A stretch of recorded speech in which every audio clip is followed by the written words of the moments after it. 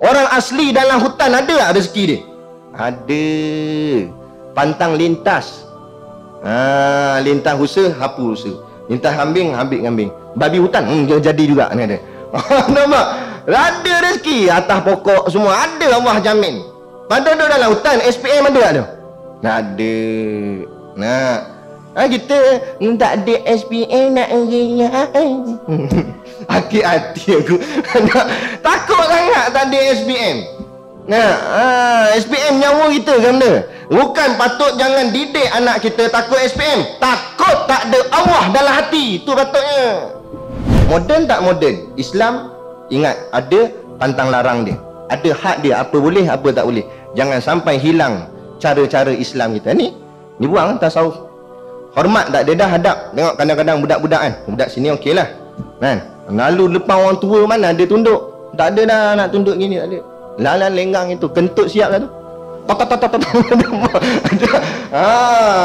Ya tunduk itu tak ada hormat. Bila ditanya mana kamu tahu Tuhan tu wujud? Kalau wujud mesti kita nampak. Dia kata, maka dia jawab, kalau Tuhan tak wujud, macam mana hang boleh wujud? Itu dalil lah tu. Walaupun dia tak bawa ayat Quran, dia tak bawa hadis, tu dalil lah tu. Tu panggil dalil akli, dalil akal. Lepas tu dia kata, aku ada ni ada dengan sendirinya. Bodoh kita kata. Mana boleh ada sendiri? Nak mesti ada yang mengadakan. Ada sendiri dia kata. Kita pun kelepar bagi penampar biji atas muka. Asal tanpa aku, mana aku tahu dia tanpa sendiri. Jawab begitu.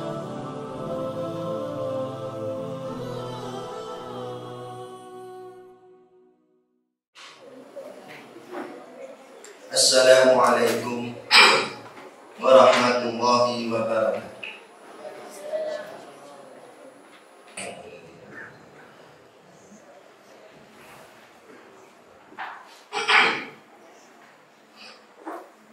Bismillahirrahmanirrahim. Alhamdulillahilladzi anzala ala abdihi alkitaba wa lam yaj'al lahu iwaja. Asyhadu an la ilaha illallah wahdahu la syarika lah. Lahul mulku wa lahul hamdu yuhyi wa yumiit wa huwa ala kulli syai'in qadir.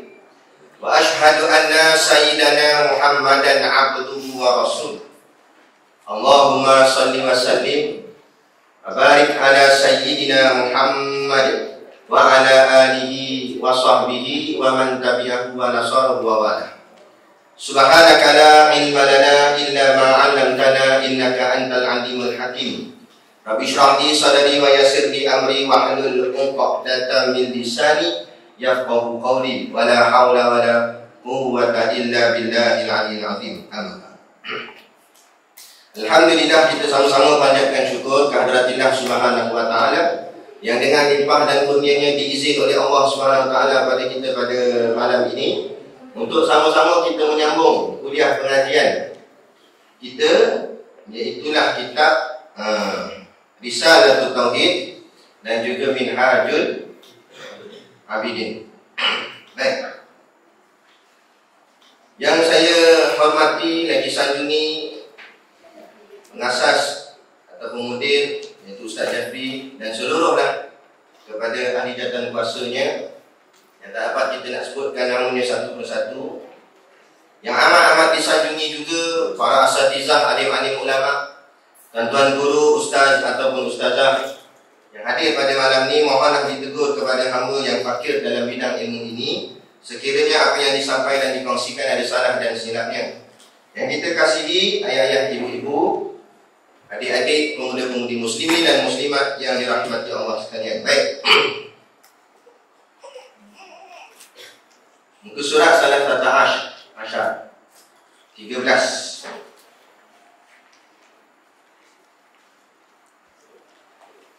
Nombor 2 kan? Qala al-mu'allifu rahimahullah ta'ala wa nafa'ana wa iyyakum bi ulumihi fid daraini amin ya rabbal alamin. Kata pengarang kitab, mengetahui sifat-sifat Tuhan dengan jalan tafsili satu persatu, iaitu bahawa beriktikad dan berpegang oleh seseorang dengan iktikad yang putus dan dalil akli dan nakli bahawasanya Wajib bagi Allah Ta'ala 20 sifat yang wajib dan beriktikad dengan iktikad yang putus dengan dalil akli dan nakli bahawasanya mustahil atas Allah Ta'ala bersifat segala lawan sifat yang wajib 20 itu. Okey, baik. Hari itu kita dah bicara tentang mukaddimah kepada pengajian sifat 20 ataupun pengajian tauhid ataupun pengajian ma'rifatullah, mengenal Allah. Jadi macam kita dah sebut dah sebelum ni, jalan mengenal Allah itu dengan dua jalan. Kalau ikut kaedah kitab kita ni lah, dengan dua jalan. Iaitu yang pertama, jalan secara ijmal nama dia. Ijmal tu maknanya rangkuman, simpulkan. Yang kedua jalannya iaitu jalan tafsil. Makna tafsil terperinci, satu persatu. Baik. Kita ingat balik lah, takut lupa dah.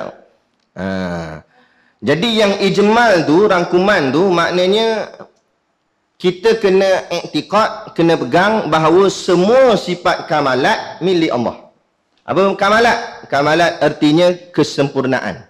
Semua sifat yang sempurna, tak payah sebutlah nama apa pun, asal dia sifat sempurna, milik Allah. Berapa banyak pun tak terkira. Apa bahasa pun tak terkira. Mana tahu bahasa moden ada keluar satu perkataan baru, okey, perkataan tu sifat benda, sifat sempurna, milik Allah. Yang tak masuk dalam milik Allah ni sifat nakis, sifat kekurangan. Kekurangan tidak ada pada Allah. Tak boleh kata ada pada Allah. Kerana akal tak boleh terima Allah ada sifat kekurangan. Atau dengan kata lain, kecacatan. Ada silap dan sebagainya, tak ada. Perfect, sempurna. Tu. Baik.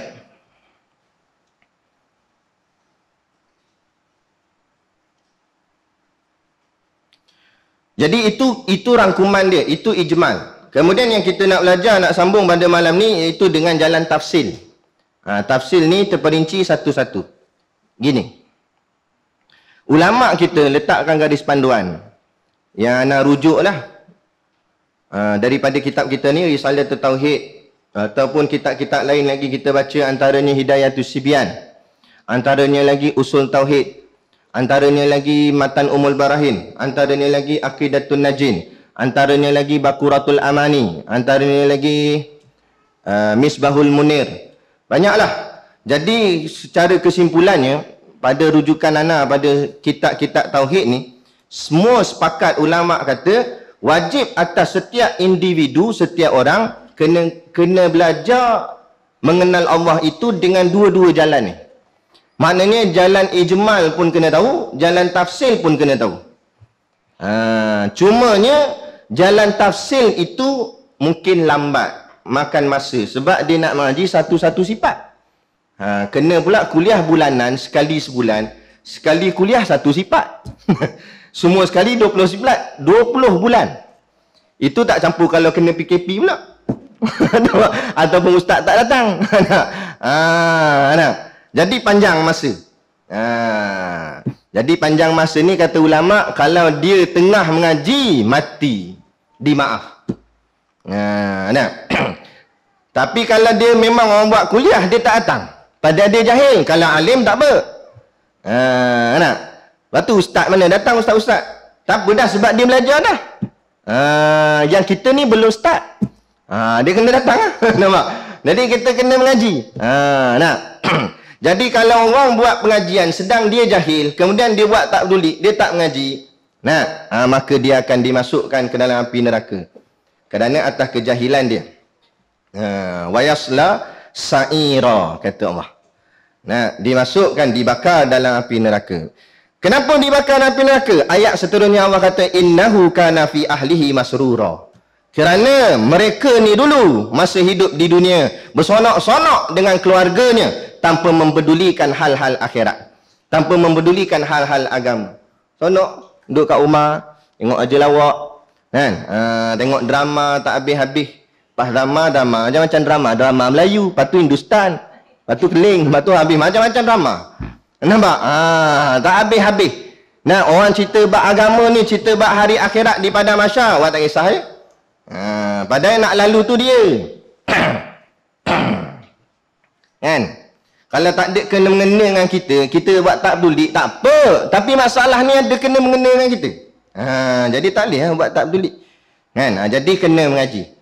Jadi, tetapi ada pun jalan dengan jalan ijmal ini, jalan rangkuman, kata ulama, dia boleh, orang cakap apa, lalani juga kita faham. Macam ni lah, macam tadi anak kita sebut. Apa nama? Semua sifat kesempurnaan milik Allah. Yang tu pegang dulu. So kalau mana kata, kalau matilah, so bukan esok lah, lambat lagi lah. Tapi nak kata kalau mati, maknanya iman ijmal tu dah ada dah. Maknanya keyakinan dia bahawa semua sifat yang sempurna milik Allah tu ada dah. Adapun secara terperinci satu-satu tu mungkin dia tak habis lagi ataupun dia tak dan mengaji. Tak apalah. Tapi tak dapat tak boleh main ijmal saja. Tak apa dah, saya pegang ijmal dah bahawa semua sifat sempurna milik Allah. Lepas tu dia tak mengaji dengan jalan tafsil. Tak boleh juga. Kan? Sebab apa kita kata tak boleh? Yang hari ni ramai umat Islam yang mengaku Islam, memanglah kadang-kadang pada dirinya ada iman ijmal. Bila kita tanya dia siapa Tuhan, dia jawab Allah. Siapa jadi langit bumi? Jawab Allah. Kan? Dalam Quran pun Allah sebut, man khalaqas samawati wal ard la yaquluna Allah.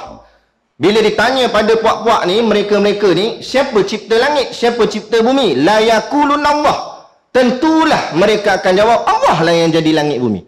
Betul dah tu. Tapi bila ujian-ujian yang orang cakap apa mengelirukan, akhirnya dia tewas iman dia di situ. Ada bertembung antara undang-undang ciptaan manusia dengan undang-undang Allah. Gagal. Nampak? Orang Islam dia mengaku Islam tapi mengiyakan undang-undang ciptaan manusia, menenggelamkan atau merendahkan undang-undang ciptaan Allah. Dakut mana dia faham akidah kalau begitu? Tak yakin dengan rezeki daripada Allah, tak rosak akidah. Ngaji tapih, ngaji pondok mak besar lagi makan apa tanya. Ambil senduk nasi tu tonyoh muka dia. Makan nasi bengong takkan makan senduk. Tapi tu ada orang cakap gini, yang cakap kan tudung, yang cakap kan kopiah. Sebab apa? Memang dia kata Allah Tuhan, tapi dia tak faham dengan tafsil. Dia tak faham satu-satu apa yang dimaknakan dengan Allah wujud, Allah kidam, Allah baqa'. Tak faham yang tu. Kalau faham tu insya-Allah. Dia tahu semua ni Allah. Rezeki Allah, apa Allah. Tak ada dia nak risau, tak ada nak takut apa. Ni takutkan main. Kita buka wallet. Lalu tabung. Tabung belum lalu. Belum. Buka wallet. Bagus dah niat nak derma. Buka tengok ada RM10. Dalam hati niat dah nak beli telur masin. Nak macam mana ni RM10? Kita kalau buka wallet tengok duit sikit, berdebar tak diri? Debar tak? Tapi kalau duduk sini tak apalah. Katalah jalan jauh pergi KL ke mana, tengok duit tak ada, duit sikit. Wah, risau tak? Risau. Tapi tengok orang yang makrifah dia tinggi, tak ada benda. RM2, 2 sen pun tak apa. Tak ada masalah. Dia kata rezeki ada. Ada seorang tok guru tu lagi lah. Apa saja dia dapat hari ni, dia akan habiskan hari ni. Dia dapat orang bagi apa rezeki, apa bagi duit ke apa. Dia ambil lah buat beli makan minum dia. Selebihnya dia tolak terus dalam tabung derma ke apa dia bagi. Sampai tak ada apa pada dia. Ada seorang anak murid tanya dia, habis tu tok guru esok nak makan apa? Lah dia kata, esok rezeki esok dia. Kalau tak ada, macam tak ada mati. Dia kata, betul juga dia kata. Selagi hidup, selagi tu ada rezeki. Allah jamin rezeki. Kalau tak ada rezeki, makna tak ada hidup lah. Mati dah. Boleh malam ni? Lalu tabung sumbat semua. Apa esok-esok lah. Tengok tak ada sungguh esok. Dia makam lain. Dia makam wali dah. Kita kuali. Tak apalah. Tapi tak apa kita berjalan untuk mendidik hati kita. Jangan ada kerisauan dengan hal-hal dunia. Sikit-sikit tak apalah. Risau sikit-sikit dunia tu. Tapi jangan sampai pening kepala. Nu yang sampai kena darah tinggi, sakit jantung, risau akhirat ke risau dunia? Cuba jawab tadi. Nampak? Betul tak? Graf tak naik untung syarikat. Pening dia tu pening akhirat ke pening dunia? Ya, pening. Kenapa pening? Allah tak bangkit tahajud. Boleh tahan kira pening sebab tak bangkit tahajud. Apa risau sangat? Risau ni. Ayat Quran tak hafal lagi ni. Power lah tu. Nampak? Nah, ni tak risau asal dunia. Tu beza. Nak ceritanya, situ lah beza. Makam orang makrifah, arif billah dengan makam orang awam macam kita. Mana sama. Kita boleh tiru gaya. Tengok ulama' pakai kopiah serban, kita pakai kopiah serban. Ulama' pakai jubah, kita pakai jubah. Nah, ulama' janggut, kita janggut. Lagi panjang dia janggut ulama' pula. Sampai lutut janggut. Kan? Kita boleh tiru gaya, memang boleh tiru. Kan? Tapi dalamannya payah. Itu kurniaan daripada Allah. Ada? Inilah. Macam mana hasil boleh jadi begitu? Dengan sebab dia mendalami ilmu dan mengamalkan ilmu. InsyaAllah lah.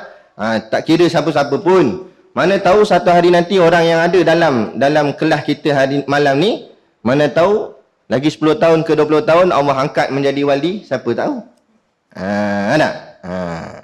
Tak amin pun tak nak jadi wali. Cuba doa. Mana tahu jadi YB. Amin. YB laju. Baik. Mengetahui sifat-sifat. Jadi yang malam ni kita nak belajar ni tafsir. Maknanya satu-satu kita kenal sifat Allah. Daripada wujudnya, kidar, habis semualah. Satu-satu. Tapi belum masuk lagi. Dia terangkan dulu. Dia kata mengetahui sifat-sifat Tuhan dengan jalan tafsiri. Dalam kurungan tu ditulis satu persatu. Maksud jalan tafsiri itu maknanya kita kenal sifat Allah ni satu-satu. Wujud tu kenal betul-betul. Apa makna wujud? Kidam, macam mana yang dikatakan Tuhan kidam? Bakok, macam mana bakok? Pegang kemah-kemah. Bak kata guru kami, Tok Guru Siddiq Noor, dia kata sifat 20 ni umpama pasak paku. Umpama kita maku kayu. Kalau boh satu je, kayu tu boleh goyang dia? Boleh. Boh dua? Boleh, tapi taklah goyang sangat. Tapi boleh lagi kalau kita sepak tu cabut tak? Boh 3, macam tu tak? Tapi kalau boh sampai 20, macam 20 paku lekat situ. Allah, payah nak tercabut dah. Itu maksud dia. Jadi kita nak pasak ni dalam hati kita 20 simpulan akidah. Supaya pegang kemah-kemah dalam hati ni tak cabut dah. InsyaAllah. Moga-mogalah. Baik. Iaitu bahawa beriktikad dan berpegang oleh seseorang. Apa dia? Setiap satu orang tu dia kena iktikad. Iktikad tu maksudnya pegangan. Pegangan pemikiran dia. Dia kena berpegang oleh seseorang itu dengan iktikad yang putus. Macam mana putus pula? Apa makna putus? Makna putus jazam. Iktikad yang selesai. Pegangan yang jelas. Bukan sama-sama, bukan oah-oah. Tak mau oah-oah dah. Ada. Contoh, orang tanya, terus boleh jawab. Jangan Contoh, saya buat soalan. Sebelum tu saya tanya, ada soalan? Tak ada soalan, saya bagi soalan. Jangan buat tawaduk semua, tunduk Allah. Soalan dia, Allah ni gelap ke terang? Saya pernah tanya dah. Gelap ke terang Tuhan ni? Itu takkan gelap pun. Tak ada elektrik ke apa? Itu nak kata terang. Terang. Terang tak, gelap tak? Itu. Macam tu yang kita nak. Kita nak dia penuh yakin jawab. Tak Ustaz. Gelap tidak, terang pun tidak. Sebab apa? Sebab Allah kata dah kan, alhamdulillahillazi khalaqas samawati wal ard wa ja'ala dzulumati wan nur. Segala puji bagi Allah yang menciptakan langit dan bumi. Langit Allah cipta, bumi Allah cipta. Wa ja'ala dzulumati wan nur. Gelap Allah cipta, terang Allah cipta. Makna gelap tu benda makhluk, terang makhluk. Allah tak berhajat pada makhluk. Allah tak perlukan makhluk. Allah tak perlukan gelap. Allah tak perlukan terang. Jadi Allah tak gelap, tak terang. Lepas tu dia tanya pula, habis tu Ustaz, macam mana? Mana aku tahu? Kata tak power Ustaz ni. Nak power duduk atas pokok tu. Jadi gila isim. Kan? Itulah. Kita tak dapat mengenal Allah secara hakikat sebenarnya. Nah, tapi kita kena pegang bahawa Allah tak berhajat pada makhluk, Allah tak memerlukan makhluk. Allah tak gelap, tak terang. Tak pendek, tak tinggi, tak gemuk, tak kurus, semua tu. Sebab apa? Sebab tu semua sifat makhluk. Dan kita kena pegang semua sifat makhluk itu nakis, kekurangan, lemah, cacat. Contoh orang tinggi. Ingat dia hebat sangat tinggi. Pada cacat dia. Dia kurang lagi tinggi tu. Sebab apa kurang tinggi? Sangkut tu dinding palang gong kan tu. Dia ingat power sangat sebab dia tinggi. Dah salah juga. Nak masuk kereta tak lepas, kena buka tingkap keluar kepala. Tengok bumbung tak lepas. Tinggi sangat. Dan kalau pendek sangat tak masalah tak. Kalau kepala duduk kat steering tak apa lagi. Ni dah kepala duduk kat gear. Rendah sangat. Macam mana nak tengok atas. Tu. Jadi masalah kita sentiasa kurang. Gemuk masalah, kurus pun masalah. Kan? Dulu masa mula saya masuk pondok, kurus ding. Nak kurang makan. Maggi potong 4. Jimat duit tak ada duk pondok, bukan ada duit duk pondok ni. Kan? Doa ni lah. Harap-harap kada kematian lah. Sebab ada orang panggil tahlil. Baru ada dapat. Boleh buat makan. Jadi makna duduk susah. Kurus ding. Orang sampai kata, kurus sangat ni. Tak makan ke apa ni orang kata. Bila kita dah okey lah sikit ni. Dah mula boleh mengajar. Dia lah dapat duit-duit sikit. Kan? Mengajar. Makan banyak. Masjid lagi bagi makan. Macam-macam makan banyak. Dah mula naik badan. Komplain juga. Ustaz ni makin besar. Ada tak kena? Sebab memang kurang. Ni apa nama? Kurus pun susah, gemuk pun susah. Sebab apa? Sebab kita makhluk. Al-insanu mahalul khata' wa nisyan. Manusia itu tempat lemah, lalai, tempat kekurangan, itulah manusia. Allah dah. Jadi Allah tak berhajat pada sifat-sifat yang ada pada makhluk. Allah tak berhajat pada gemuk kurus. Kalau Allah berhajat pada gemuk kurus, Allah pun lemah. Sagi kita lah kata Allah ni kurus, kenapa Allah? Tak ada. Allah tak ada macam tu.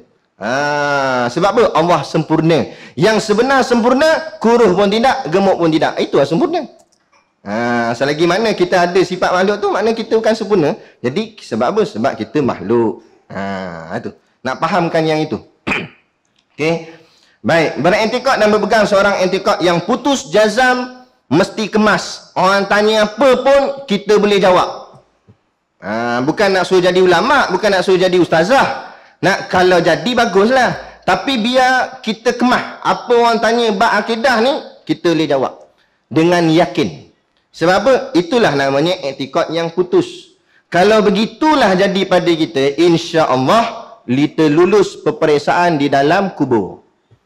Malaikat Munkar Nakir tanya, boleh jawab. Malaikat tanya, marah buka. Allah. Steady je. Sampai main hidung itu. Sebab dia steady. Sebab dia confident dah. Ilmu ada dah mengaji. Tapi kalau orang tak mengaji, macam mana nak jawab? Ada. Kenapa bila buat kuliah di masjid dan sebagainya, sini tak apalah. Orang memang datang mengaji ramai lah. Kalau di masjid luar sebenarnya kuliah umum tu kan, kenapa orang tak ramai? Yang pelik di pejabat ramai. Betul tak? Yang bilangan tak hadir di pejabat ada seorang dua MC. Tapi di masjid berapa ramai MC? Tak datang. Sebab apa? Pejabat dia boleh datang, masjid dia tak boleh datang. Sebab Tuhan dia bukan Allah, Tuhan dia duit. Tak percaya, cuba letak duit di masjid. Buat pengumuman naik lori tilam, pusing kampung nak. Assalamualaikum tuan-tuan dan puan-puan. Nampak? Malam ni kuliah maghrib, kita punya pengurusi akan bagi duit. 1,000 satu orang. Bawa kitab campur 500, 1,500. Tengok macam mana datang. Penuh tak? Penuh. Tak kampung mana pun datang juga. Nah, dengan kapi-kapi pun datang tak? tak tahu apa-apa. Nah, sebab dengar duit. Sebab apa? Sebab bila duit panggil dia, dia boleh datang. Allah panggil dia tak boleh datang. La ilaha illallah. Aduh. Ayat ni lah yang kita sebut tadi ni. Bila malaikat muka nakir tanya dalam kubur, Marrabbuka, siapa Tuhan kamu? Ringgit Malaysia, dia jawab. Betul. Kita gelak tapi itulah jadi. Tak percaya kita tanya dalam tu.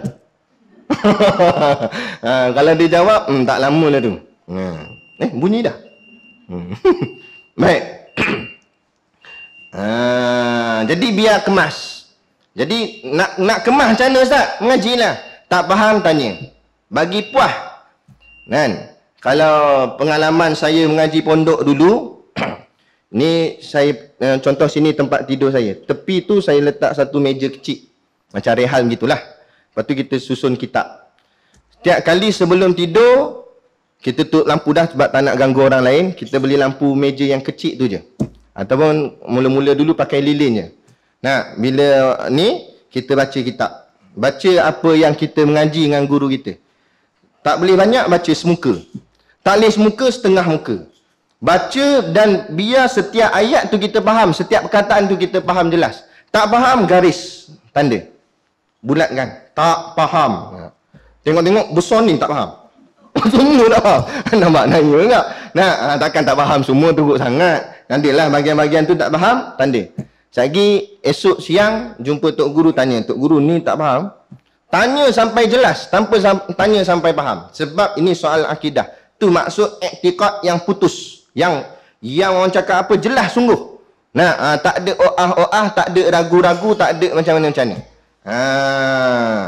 Sebab apa? Sebab kalau ada keraguan, takut-takut dihumban ke dalam api neraka.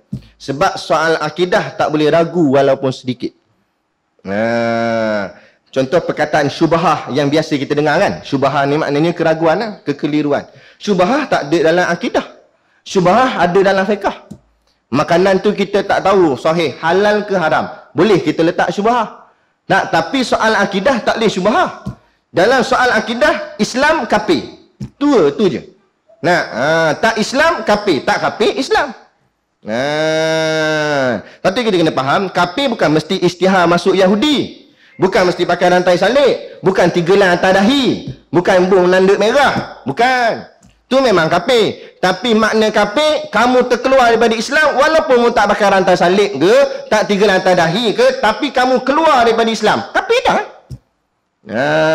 Walaupun tak masuk mana-mana agama. Sebab tu kita sebut orang golongan etis yang tak ada agama langsung kafir tak? Sebab yang tak kafir satu je, Islam, mengaku Islam. 2 kalimah syahadah.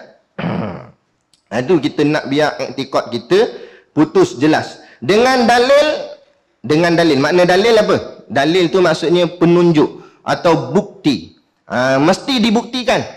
Dan bukti kita ada 2, iaitu akli dan nakli. Apa makna akli? Akli akal. Nakli nakal, cedok. Cedokan daripada Quran ataupun hadis. Mana-mana pun tak apa. Kalau tak gerti nak cedok Quran hadis, pakai dalil akal. Sebab akal setiap orang ada. Kalau Quran mungkin boleh jadi kita yang tak hafal Quran ni tak adalah ayat Quran dalam kepala. Tapi budak-budak ni ada. Tapi akal semua ada tak? Semua ada. Tak ada akal dia gila. Kan? Lepas tu orang gila tak wajib mengaji sebab akal tak ada. Kan? Jadi kita gunakan dalil akli dan nakli. Apalah nanti kita tengok contoh-contoh diberi. Bahawasanya wajib bagi Allah Ta'ala 20 sifat. Apa yang kita nak kena pegang dengan putus tadi, dengan jelas tadi, pegang sebenar-benarnya yakin bahawa sifat yang wajib bagi Allah 20. Bukan Allah ada 20 sifat, jangan salah faham. Sifat Allah tidak terkira, tapi yang wajib mesti kita imani 20.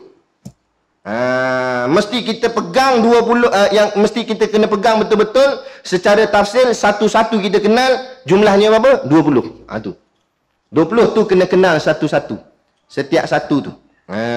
Tu maksud dia. 20 sifat yang wajib. Dan beriktikad dengan iktikad yang putus juga dengan dalil akli dan nakli bahwasanya mustahil atas Allah Ta'ala bersifat segala lawan sifat yang wajib tadi 20 juga. Dan kita kena pegang juga bukan yang 20 wajib tu je. Kena pegang juga 20 yang lawan dia, yakni mustahil dia. Contoh wujud itu yang wajibnya. Lawan wujud apa? Adam. Adam tu kena pegang juga. Bukan pegang Adam tu maknanya pegang bahawa Allah mustahil Adam. Allah mustahil tidak ada kerana Allah itu wujud. Gitu. Hayyun la yamut. Contoh. Hayyun hidup. Hidup saja tak selesai. Sebab hidup manusia pun hidup, makhluk pun hidup. Tapi Allah hayyun la yamut. Hidup tak mati. Mana ada makhluk hidup tak mati? Situ beza. Nampak? Allah hidup tak mati. Allah ada tak diadakan. Kita ada tapi diadakan. Situ yang dimaksudkan kita jelas, clear betul-betul, faham betul-betul. Bila kita clear betul-betul, kita faham betul-betul, kita nampak hukum potong tangan dengan hukum penjara mana lebih mulia. Nah, soal logik memang nampak logik. Apa ni potong tangan? Itu logik. Kita jangan fikir logik ni. Agama, Quran hadis, mana lebih mulia? Potong tangan. Sebab apa? Sebab potong tangan Allah suruh. Dan Allah ni ada ke sebelum ni? Allah memang wujud dah. Allah memang jadikan segala hukum. Semuanya Allah. Segala bumi apa semuanya Allah jadi.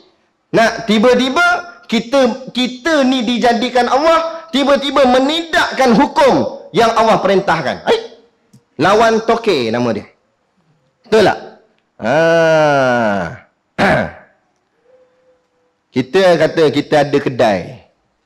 Kan? Kita upah pekerja. Kita keluar saat nak pergi masuk duit dalam bank. Balik-balik tengok pekerja kita makan habis roti kedai kita. Makan roti. Duit tu dia pergi beli kereta baru. Duit dalam mesin cashier tu. Dia buat suka hati dia. Kita rasa macam mana? Kita nak penampar tak? Bukan sakat penampar, terajang habis kita bagi. Kalau ikut kita lagi kejam. No. Allah tak ada buat macam tu pun kat kita. Betul tak? Kita lawan Allah degil, tak nak dengar perintah Allah. Allah bagi peluang lagi untuk bertaubat. Tak nampak lagi kasih sayang Allah. Kan? Tinggal lagi kita ni macam mana hubungan kita dengan Allah. Baik. Adalah dikehendaki dengan mengenal Tuhan itu hendaklah mengetahui 3 perkara. Yang dikatakan makrifah, makrifah ni bahasa Arab, bahasa Melayu artinya mengenal. Yang dikatakan mengenal Allah itu apa dia? Mesti ada 3 syarat ni. 3 perkara ni mesti ada. Kalau ada 3 ni, maka kita dikira sebagai orang yang mengenal Allah. Tak ada 3 ni, tak masuk lagi makam mengenal. Bila tak masuk makam mengenal, tak masuk makam mengenal, takut-takut tak kenal Allah. Bila tak kenal Allah, tak boleh jawab Allah Tuhanku dalam kubur nanti. Yang kita nak mengaji ni soalan pertama je. Soalan pertama saja baru panjang nota dia. Tu soalan pertama. Soalan kedua, wa man nabiyuka wa ma dinuka, habis tu panjang lagi. Kan? Jadi kalau soalan pertama pun gagal, bayang soalan kedua, soalan 3. Tu. Baik. Jadi mengetahui 3 perkara, iaitu yang pertama iktikad yang putus. Mestilah pegangan itu putus, jazam. Maksud jazam dibuat dalam kurungan tu. Kitab ni mudah. Dia kata tiada syak, zon dan waham. Itu kita dah terang kan. Jazam, zon, waham, apa semua itulah. Jadi maksud putus tu, jangan ada syak, jangan ada ragu. Tu kita kata tadi, jangan ada o'ah-o'ah. Tak ada ragu sikit. Tak ada zon, tak ada waham. Tak ada berat, yakin, sikit, tak yakin. Tak ada juga. Ataupun berat, tak yakin, sikit, yakin. Tak ada juga. Habis yang ada 100% ngam-ngam yakin. Secara total yakin semua. Sikit pun tak ada ragu. Walaupun sikit. Sebesar zarah pun jangan ada ragu. Tu baru betul.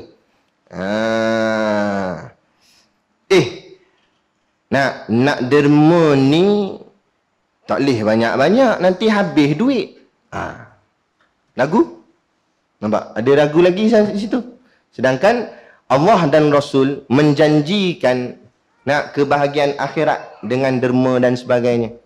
Adapun setan menjanjikan kemiskinan. Setiap kali kita nak derma, dia akan bisik kata, jangan derma banyak sangat. Nanti hidup hang susah. Nampak? Ada ke keluar dalam surat khabar? Kita sama-sama fikir. Ada keluar surat khabar, keluar berita, ada satu orang daripada Kidaf muflis sebab kuat derma. Ada? Kuat derma sampai muflis? Tak ada. Yang muflis tu siapa? Siapa yang masuk dalam senarai bankruptcy? Orang kaya yang kedekut. Nampak? Duit banyak. Lepas tu mana ada orang bankrupt, orang miskin? Ada. Selalu bankrupt ni siapa? Orang kaya-kaya. Sebab dia seronok dengan kekayaan dia, lupa pada Allah. Dia tak tahu bahawa hasil kekayaan dia kurniaan Allah. Tak, dia nampak dia. Dia nampak usaha aku. Ini ikhtiar aku, ni duit aku. Aku. Ni yang baca dalam kitab Minhajul Abidin nanti. Namanya sifat anani. Bukan Nur Anani. Sifat anani. Apa maksud anani? Anani artinya keakuan. Sikit-sikit aku. Kalau bukan akulah urus kuliah ni, tak jadi. Kalau bukan akulah ini, tak jadi. Kalau bukan akulah derma ke Kidaf, tak jadi lah masjid besar gini. Ada lagu. Itu halus ni kita nanti nak baca dalam Minhajul Abidin. Dia ingat dia buat benda baik dah. Derma ke sekolah tahfiz, derma pondok. Nah, dalam kebaikan dia tu ada kejahatan. Jaga-jaga. Lepas tu kata guru kami, dalam padi ada lalang, dalam lalang tak ada padi. Faham maksud dia? Kan? Padi tu benda baik, lalang ni benda apa? Mana ada orang ternak ni tanam lalang ada? Nak kebun apa ni? Kebun lalang nama dia. Memang saya tanam lalang odong apa. Nak tak ada orang tanam lalang. Kan? Orang tanam padi, tapi dalam duk jaga padi tu naik lalang. Tapi dalam lalang ada tak padi? Dia tanam lalang naik padi. Ada. Gitulah. Dalam buat benda baik akan datang benda jahat. Dalam buat benda jahat tak datang benda baik. Mana ada? Ada. Dengan buat benda jahat datang benda baik. Tengah minum arak, subhanallah, alhamdulillah. Tak ada. Jahat memang jahat dah. Tapi baik itu kita takut. Kita sangka kita buat baik, rupanya masuk dalam tu benda-benda jahat. Akhirnya baik tu tak terpakai. Allah, rugi gitulah. Kan? Letih aja. Ingatkan bolehlah buat modal masuk syurga, tak dapat juga. Hancur gitu je. Haba'an mansura. Jadi debu yang berterbangan. Sayang gitu. Baik. Jadi tak mau ada sikit ragu, zon dan sebagainya. Mesti kemah betul-betul. Kiranya etikotnya tidak putus seperti ada etikot syak, zon atau waham. Maka tidak dinamakan mengenal. Kalau orang tu ada ragu dan sebagainya. Kurang sikit persen daripada 100 tu, dikira orang ni tak mengenal Tuhan. Jadi jangan langsung ada ragu. Kita kena latih diri kita. Kan? Orang tanya saya, kenapa pondok tak buat exam? Sini saya tak tahulah, tapi pondok kami memang tak ada exam. Tak ada ujian. Kenapa pondok tak buat ujian? Orang tanya. Tok guru jawab, pondok memang tak ada ujian secara bertulis tok guru. Tapi ujian pondok Allah sendiri yang akan uji. Tak percaya tengok. Kita mengaji bab apa, Allah akan uji bab tu. Masa kami duduk di pondok dulu, bila tok guru baca kitab tasawuf, belajar tentang bab riak. Memang diuji bab riak sungguh. Kan? Allah uji. Belajar tentang bab rezeki, uji rezeki. Kan? Tok guru tengah ngajar bab tu, bab cerita soal rezeki daripada Allah. Kan? Allah uji sungguh rezeki. Saya kena. Kan? Duit habis lah. Cocok, selalu cocok keluar duit. Ni cocok keluar kad. Cocok keluar balik. ATM ni rosak ke apa? Tengok bukan rosak, dia kata habis dah. Memang. Habis dah duit. Duit simpanan sebelum masuk pondok dulu. Habis dah. Mula pening kepala masuk bilik pondok pening. Aduh, macam mana nak hidup ni? Segan nak minta mak, kita dah besar panjang dah. Memang mak ada, ayah ada. Tapi segan kita besar panjang. Patut kita bagi duit kat dia. Kan? Dah. Kita dah besar, umur 20 lebih. Masa tu 20, 25, 26 macam tu. Kan? Jadi pening macam mana lah. Kali malam tu bungkus baju-baju masuk dalam beg. Ingat, esok pagi last kuliah lah dengan Tok Guru. Lepas tu balik KL balik lah. Kerja balik lah macam biasa.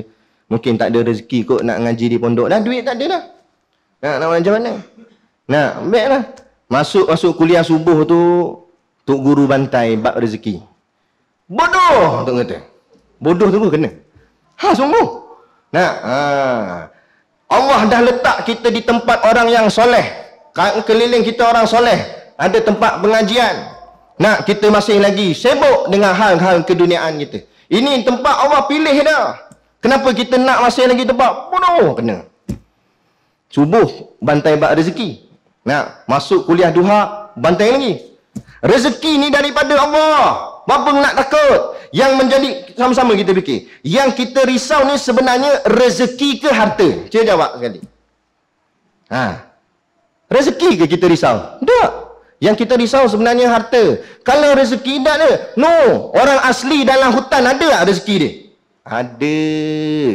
Pantang lintas. Lintas usaha, hapus usaha. Lintas kambing, ambil kambing. Babi hutan, jadi juga. Ni ada. Nampak? Ada rezeki. Atas pokok semua. Ada Allah jamin. Padahal dalam hutan, SPM ada tak tu? Ada. Nah. Kita tak ada SPM nak sakit hati aku. Takut sangat tak ada SPM. SPM nyawa kita kan benda. Bukan patut jangan didik anak kita takut SPM. Takut tak ada Allah dalam hati. Itu patutnya. Ni berapa banyak manusia hari ni kerja hebat-hebat, peguam, doktor. Allah tak ada dalam hati. Islam tak ada dalam hati. Yang sibuk dengan dunianya saja. Nah, yang dia tahu mesti untung, mesti gaji mesti banyak. Halal haram lantak pi, langgah habis. Orang mana jujur dah kerja. Kan, maka bos suruh beli barang, dia pandai, dia setting dengan token tu, maka sikit resit ni buat lebih. Kita bagi 2. Nak? Jahat tak jahat? Nah. Lepas tu duit tu buat makan anak bini. Nak claim teksi, padahal tak naik teksi, claim teksi dengan bos. Ada tak jadi tu? Lepas tu buat duit makan anak bini. Lepas tu neraka tak jadi rumahku syurgaku, rumahku nerakaku. Nampak? Dalam rumah habis gaduh. Anak bini apa semua, mula garu kepala sampai botak tengah kepala. Nah, bening bapalah anak aku jahat sangat ni. Kita sumbat apa dalam mulut dia, dalam perut dia? Kita bagi makanan-makanan yang haram, dan daripada hasil yang haram. Itulah punca dia. Sebab apa? Takwa tak ada dalam hati. Allah tak ada dalam hati. Agama tak ada dalam hati. Habis hentam halal dan haram. Ni yang kita nak didik. Biar pi lah SPM tak ada ke apa. Itu dunia je. Nak boleh gimana sangat. Yang ada SPM pun bukan Kompom Jaya sangat pun. Gitu-gitu juga ya. Kan? Ada takut apa? Kan? Baik. Ni. Itu tujuan mengaji akidah. Supaya takut tu tetap ada takut. Tapi dialihkan takut pada dunia pada takut pada Allah.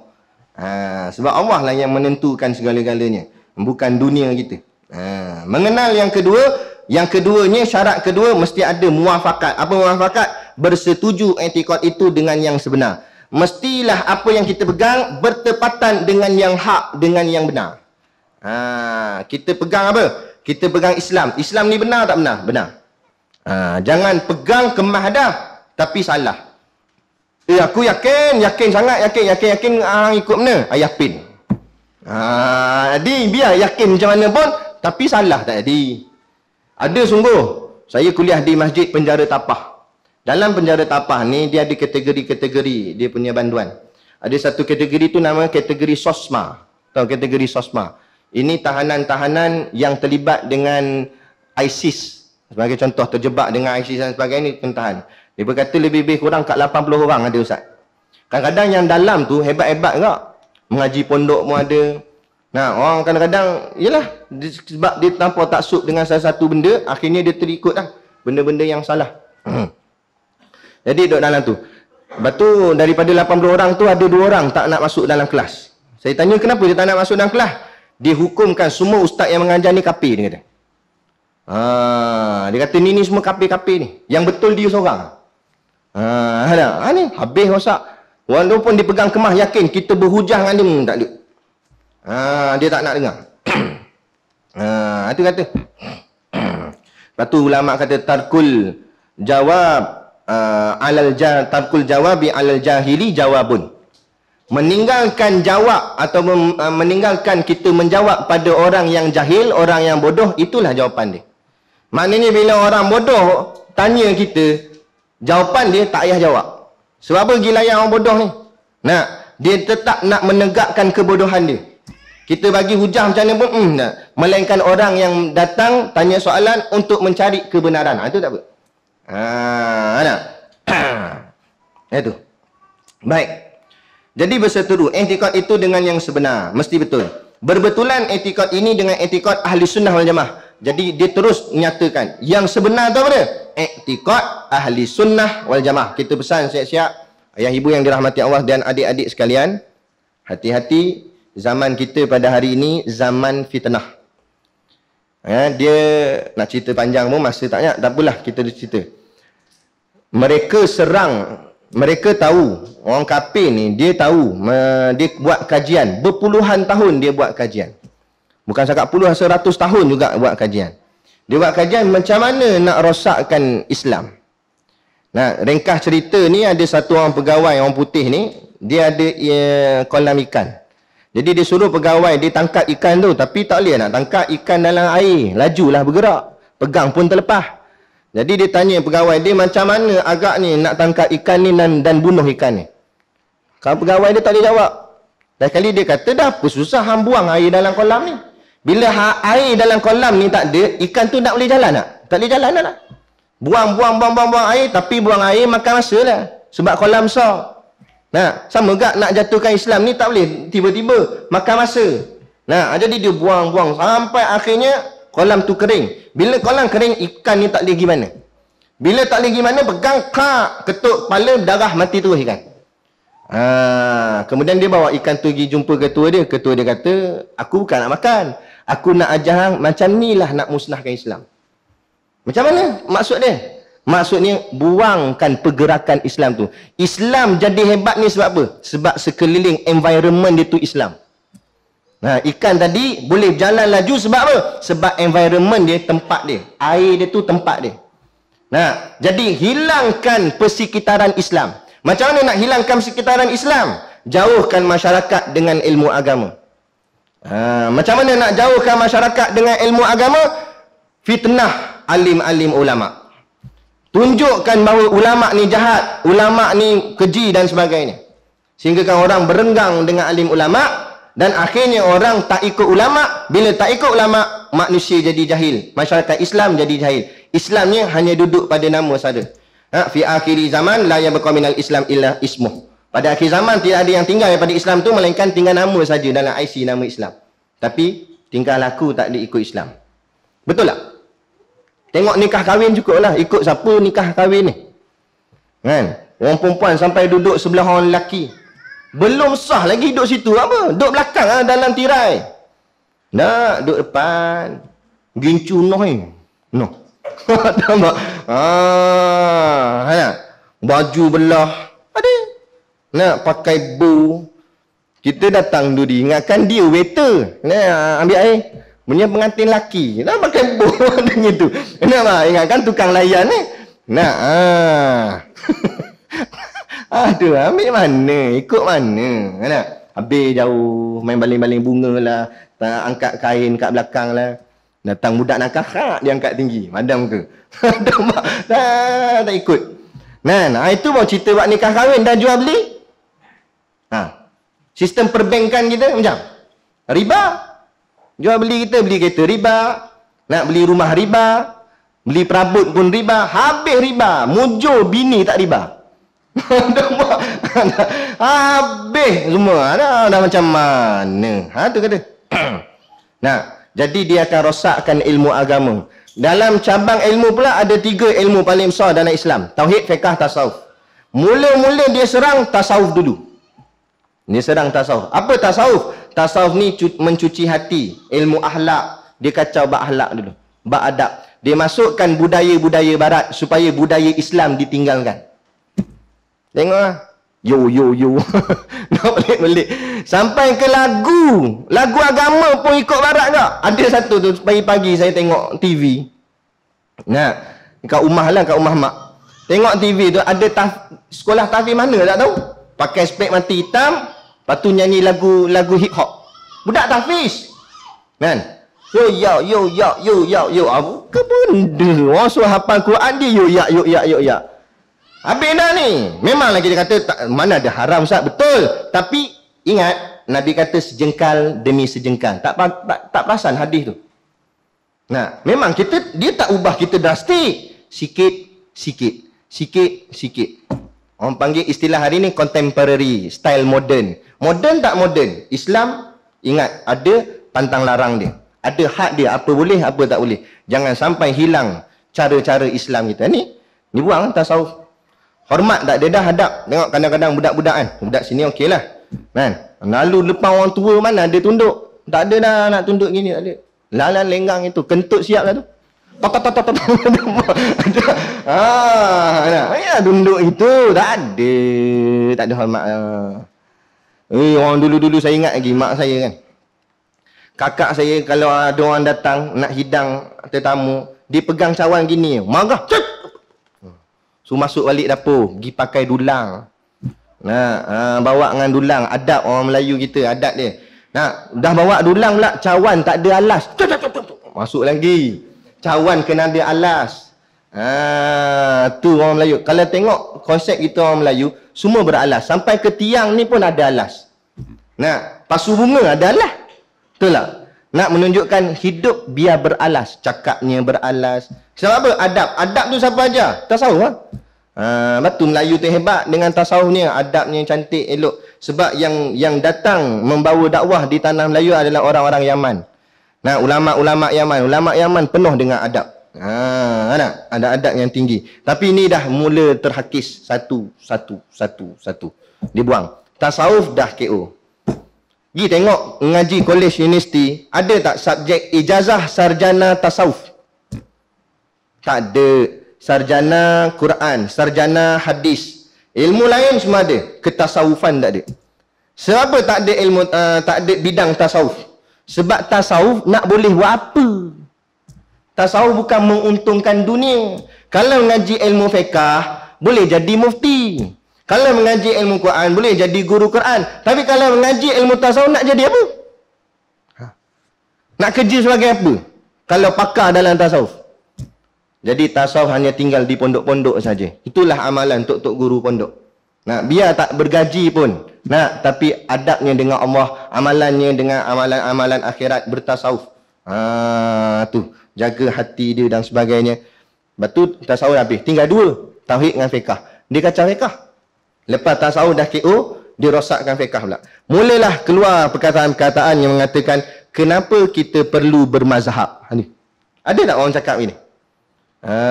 Kita kan umat Nabi Muhammad. Ikut Nabi Muhammad lah. Ikut Syafi'i buat apa? Panggil Syafi'i. Dia tak panggil imam dah. Lebih teruk lagi panggil PE. Ada? Wah, asal tunggu.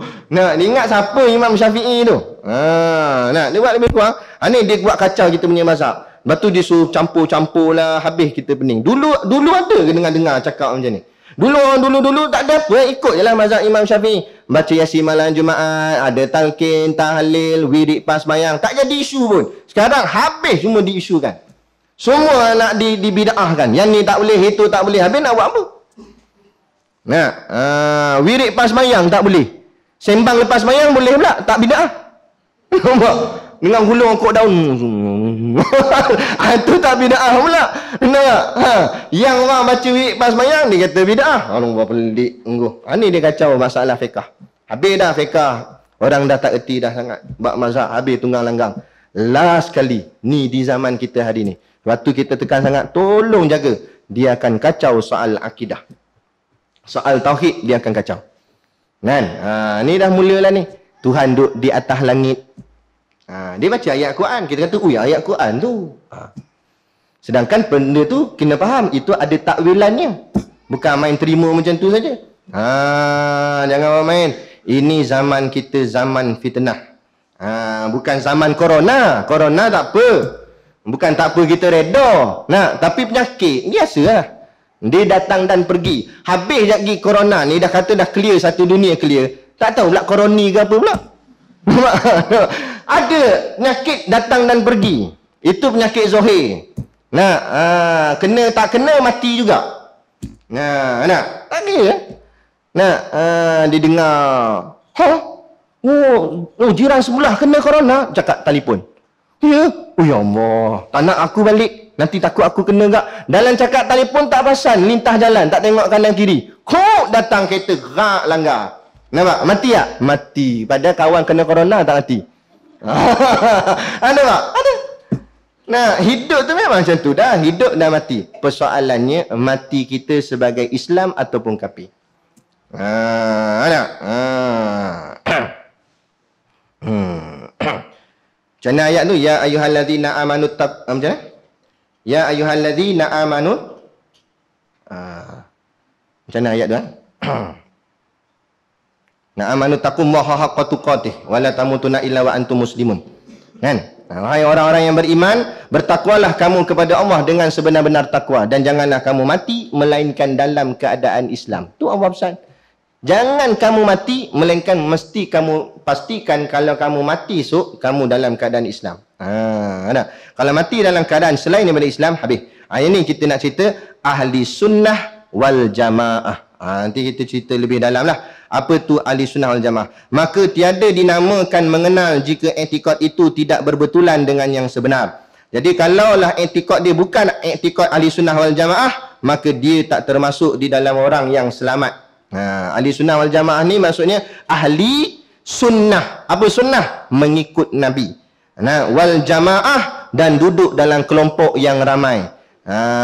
Jadi ahli sunnah itulah ulama menafsirkannya memegang ikut Quran dan ikut hadis. Wal jamaah ikut ijma' dan ikut kias. Jadi jangan duduk lone ranger seorang-seorang dan sebagainya. Dia mesti duduk dalam jemaah. Kita mesti berjemaah. Jemaah Islam. Sebab bila ada jemaah baru ada tegur-menegur macam kita duduk di pondok ni. Kita tersilap perangai sikit ke, buat malas mayang ke, ada kawan tegur. Kan? Apa ni? Kan? Tudung kita dah mula sengkat, mula labuh lah duduk pondok. Lama makin sengkat. Kawan tegur awak makin sengkat tudung ni. Tahu jadi kecil dengan saiz dia. Jadi ada orang tegur, kita boleh betul balik. Tapi kalau tak ada siapa tegur macam. Sebab tu kalau tadarus Quran, mana boleh seorang-seorang. Tu bukan tadarus, tu tidur terus. Nampak? Dia baca seorang-seorang, mana dia nak tahu betul tak betul. Sekurang-kurang mesti dua orang. Seorang baca, seorang dengar. Kan? Oh ni salah ni. Ni salah ni. Jadi hidup kena sentiasa ada orang tolong tegur kita. Jadi bila nak ada orang tolong tegur, mestilah jemaah. Sebab tu dinamakan solat jemaah sekurang-kurang dua orang. Dua orang pun dah sudah dikira jemaah. Gitu. Jadi jangan seorang-seorang. Seorang-seorang bahaya. Kan? Seperti i'tikad orang Nasrani dan Yahudi. Orang Kristian dan orang Yahudi. Jangan ikut macam mereka ni. Mereka ni walaupun pegang kemah, yakin sangatlah agama dia betul, dia kata. Kristian ni betul lah. Dia pun kata Jesus Christ nanti datang, dia kata. Yahudi ni betul lah. Tapi biar dia yakin macam mana pun, tapi sebenarnya tak betul. Kita yakin dan juga betul. Dan syarat yang ketiga kata Syekh, dengan ada dalil. Mesti ada dalil. Baru dikira makrifah. Kalau dia hanya satu jazam, pegangan dia putus, kemudian pegangannya betul tapi tak ada dalil, maka tak masuk lagi dalam makrifah. Makrifah mesti tiga-tiga ni ada. Pegangannya ngam-ngam, jazam, betul-betul, tak ada oah-oah. Kemudian pegangan dia mesti betul apa yang dipegang. Dan yang ketiga, dia boleh buktikan betulnya pegangan yang dipegang tu. Tu mesti boleh dibuktikan. Sekalipun dengan dalil ijmali, sekalipun bukan ayat Quran tapi dalil ijmal, dalil secara rangkuman saja pun sudah memadai, kata ulama. Contoh dalil ijmal macam mana? Bila ditanya, mana kamu tahu Tuhan tu wujud? Kalau wujud mesti kita nampak. Kata. Maka dia jawab, kalau Tuhan tak wujud, macam mana hang boleh wujud? Itu dalil lah tu. Walaupun dia tak bawa ayat Quran, dia tak bawa hadis, tu dalil lah tu. Tu panggil dalil akli, dalil akal. Ada. Lepas tu dia kata, aku ada ni, ada dengan sendirinya. Bodoh kita kata. Mana boleh ada sendiri? Nak mesti ada yang mengadakan. Dah, ada sendiri dia kata. Kan? Kita pun kelepar bagi penampar biji atas muka. Asal hang tampar aku, mana aku tahu dia tampar sendiri. Jawab begitu. Kan? Itu. Jadi setiap benda mesti ada yang menggerakkan, benda yang mengadakan. Jadi alam, sebesar-besar alam ni takkan jadi sendiri, mesti ada yang mengadakan walaupun kita tak nampak siapa dia. Itulah namanya Allah. Itu semua tu dalil lah tu. Dalil berdasarkan akal kita. Kita boleh buktikan dia. Okey, kemahlah tu. Sebaliknya jika i'tikadnya putus serta muafakat dengan sebenar tetapi tidak dengan dalil, maka dinamakan taklid. Orang yang pegangan dia ngam betul, pegangan dia mantap, tak ada goyang-goyang, kemudian pegangannya itu betul, cuma yang ketiga dia tak ada. Dia tak boleh buktikan. Bila orang tanya kalau betul Tuhan tu wujud, mana? Tak dia jawab. Tapi dia yakin, aku yakin Tuhan wujud, cuma aku nak jawab macam mana tak erti. Dia tak boleh nak jawab, dalil tak ada yang ketiga.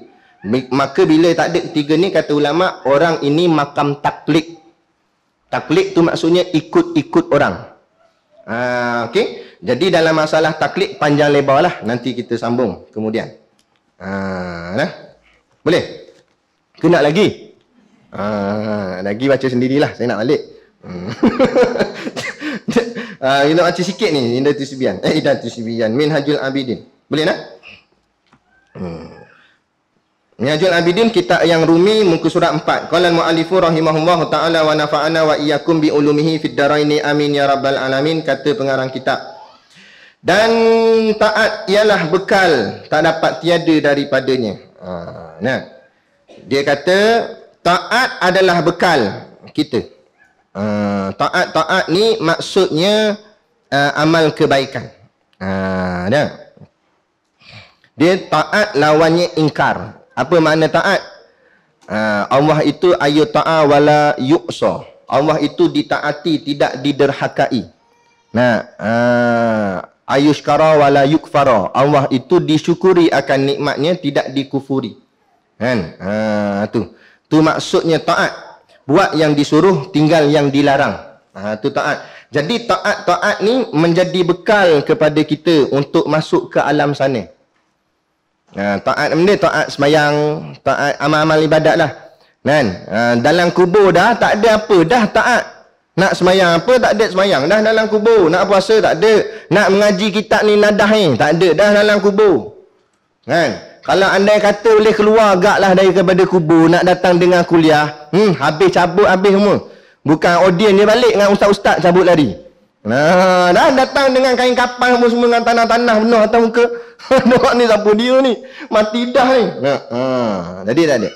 Jadi nak buat semua tu, ingat, kita ada peluang masa kita hidup je. Setiap malam cuba renung sebelum tidur. Andai kata malam ni, inilah tidur aku terakhir. Esok malam tu aku tak bangun dah, apa lagi? Apa jadi dengan aku? Sedih tak sedih malam ni kalau mati? Memang tidur tu mati. Tidur tu mati, betul yang tidur yang kuliah. Tidur tu mati.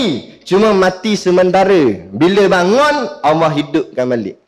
Kalau Allah tak hidup balik, selama-lamanya lah duduk situ. Habis dah lah. Tu. Jadi bekal. Ada kita nak bawa bekal ni? Ada ke tidak? Dan ialah luput daripadanya.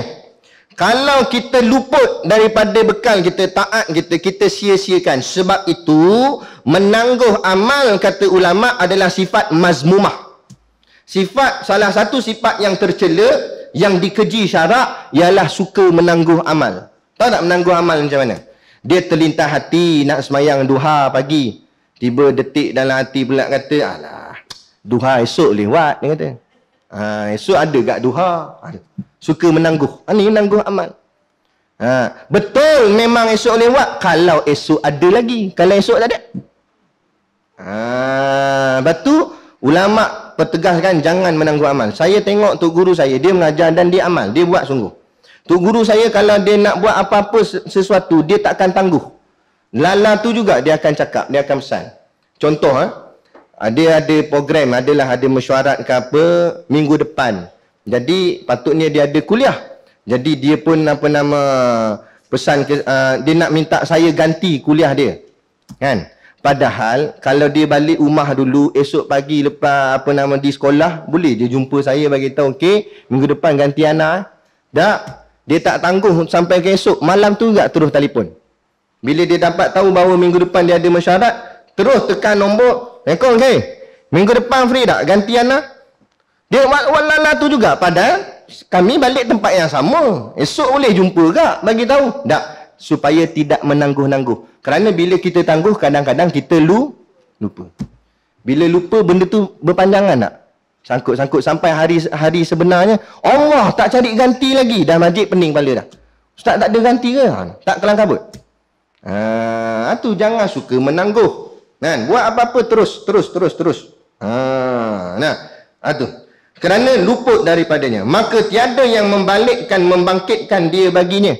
Kerana kalau kita dah terlepas, tak ada apa untuk kita kembalikan balik. Tak boleh. Kita terlepas malam ni, tak boleh balik ke malam ni balik. Nak?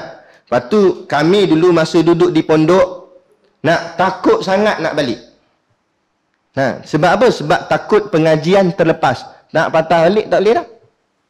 Kan? Tapi kalau tak balik pun, takut nak keluarga pula kecil hati, lama tak balik. Jadi baliklah juga, tapi jangan lama-lama. Baliklah sehari, dua, tiga hari gitu. Paling lama pun 3 hari. Kan?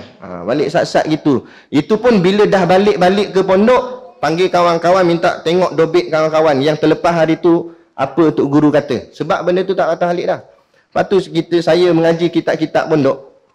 Apa yang, kalau kita tulis kat tepi-tepi ni, tepi-tepi kitab tu dipanggil dobit bahasa kitab. Bahasa orang pondok. Dipanggil dobit kitab.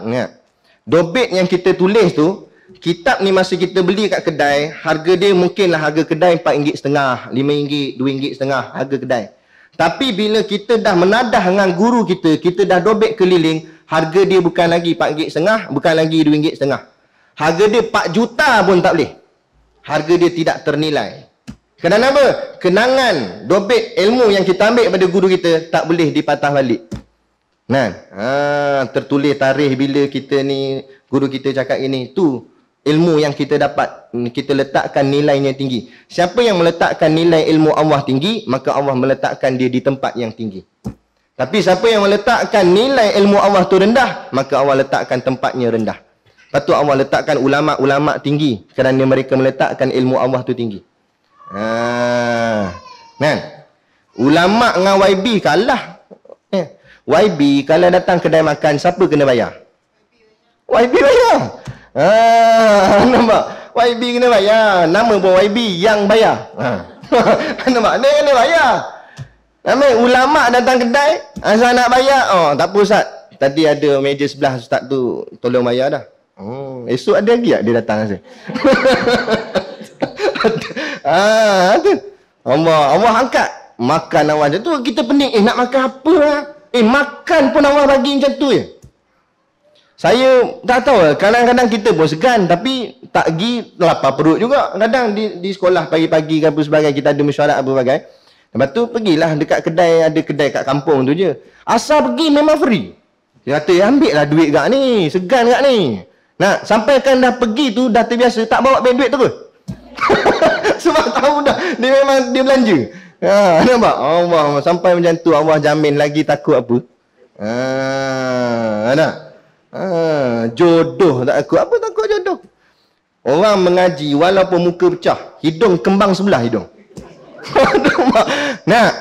Tapi alim. Ramai orang minta, kata nak buat menantu, ni. Jangan risau lah, jangan takut lah. Kadang bini sampai 2-3. Kan? Ada muka tak tahu mana kok. Kan? Allah jamin, Allah jamin. Jangan risau. Ini muka lawa, hidung tajam gini kan. Dagu lekuk, tapi bodoh. Gitu. Siapa nak buat menantu? Tak ada siapa nak buat menantu. Bodoh macam tu. Jadi jangan risau. Yang penting kita mengaji ikhlas kerana Allah. Allah jamin segala-galanya. Tapi ingat, tak boleh balik dah kalau benda kita dah terlepas. Maka barang siapa mendapat dengan dia, maka sungguhnya telah kemenangan dan bahagia selama-lamanya. Tapi siapa yang dapat jaga amal dia, setiap saat dia akan peruntukkan supaya setiap saat dia tak rugi dalam hidup ni. Dia dah lepas-lepas dulu nak macam mana kita tak boleh balik dah. Sekarang ni start, kita tanam. Buat jadual. kehidupan kita, kelas apa benda nak buat lepas ni, nak sembahyang duha ke apa ke, susun ni elok. Jangan buat jadual tapi tak ikut. Jadual kemas pakai tampal belakang pintu. Nampak esok pukul 10 bangun. Nampak tak jadi. Nah, kena disiplinkan dirilah. Disiplinkan diri, buat. Jaga sebab kita tak nak sia-siakan setiap saat yang berlalu ke atas diri kita ni. Sebab tak boleh patah balik dah.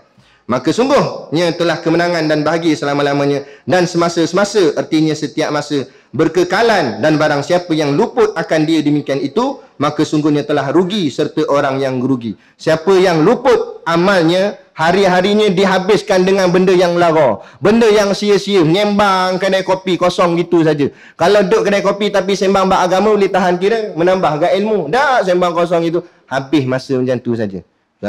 Bayangkan, sayang, rugi sangat. Orang yang rugi dan binasa serta orang yang binasa, maka jadilah kebinasaan ini. Dan bila rugi masa dia, amalnya jadi sikit, maka bila amal sikit, takut-takut timbang nanti di hari akhirat, ringan bahagian amal baiknya. Kan? Wa amma ma khaffat mawazinuh fa umuhu hawiyah. Kan? Orang yang ditimbang timbangan baiknya ringan sangat, fa umuhu hawiyah, maka dia akan dimasukkan ke dalam neraka hawiyah. Sebab apa? Sebab amal kurang. Jadi jangan merugikan masa kita. Sedang amal yang kita buat pun belum tentu Allah terima. Apatah lagi bilalah amal tu belum tentu Allah terima, kemudian sikit pula. Bayangkanlah. Jadi bila kita pegang amal kita, takut-takut Allah tak terima, tapi kita buat banyak. Moga-moga walaupun sikit-sikit, tapi bila buat tu banyak, dia boleh menampung balik, insya-Allah. Jadi begitulah. Jadi kita berhenti setakat ni dan kita sambung nanti. Tiba-tiba demi Allah penyakit yang amat sukar dan yang ditakut itu amat besar. Cerita bab penyakit pula. Penyakit apa tak tahulah, nanti kita tengok. Jadi cukup sekadar tu dulu pada malam ni. Moga-moga apa yang kita kongsikan menjadi kekuatan kepada kita bersama. Allah kurniakan kepada kita hidayah dan juga taufik. Bukan setakat petunjuknya, malah Allah berikan ta'yid, kekuatan kepada kita untuk melaksanakan apa yang telah kita belajarkan. Moga-moga kita semua berpimpin tangan untuk masuk ke dalam syurga Allah nanti, insya-Allah. Jadi sekadar tu menjadi macam biasalah, ada produk perniagaan di depan sana. Beli sambil menderma. Jadi pakak-pakak bantulah. Jadi sekadar tu, wabillahi taufiq wal hidayah. Assalamualaikum warahmatullahi wabarakatuh. A'udzubillahi minasyaitonirrajim. Bismillahirrahmanirrahim. Alhamdulillahirabbil alamin wassalatu wassalamu ala asyrafil anbiya'i wal mursalin sayyidina Muhammad wa ala alihi washabihi ajmain. Allahumma taqabbal minna salatana wa du'aana innaka antas samiul alim wa tub alaina innaka antat tawwabur rahim. Allahumma ja'al dinana dinan nabi Muhammadin sallallahu alaihi wasallam wa islamana islamal muslimin wa imanana imanal mu'minin wa salatana salatal khashiin wa amalana amalas salihin wa niyatana niyatal mukhlisin wa dhunubana ya Allah dhunubal mustaghfirin wa hayatana hayatal ulama wa mautana bimauti syuhada wa dikinal jannata ma'al anbiya'i alaihimus salatu wassalam. Rabbana atina fid dunya hasanah wa fil akhirati hasanah wa qina adzabannar wa qina adzabannar wa qina adzabannar. Sallallahu ala khairil khalqihi sayyidina Muhammad wa ala alihi washabihi wasallam. Subhana rabbika rabbil izzati amma yasifun. Salamun ala mursalin walhamdulillahi rabbil alamin. Amin ya rabbal alamin. Taqabbalallahu minna wa minkum. Takbir.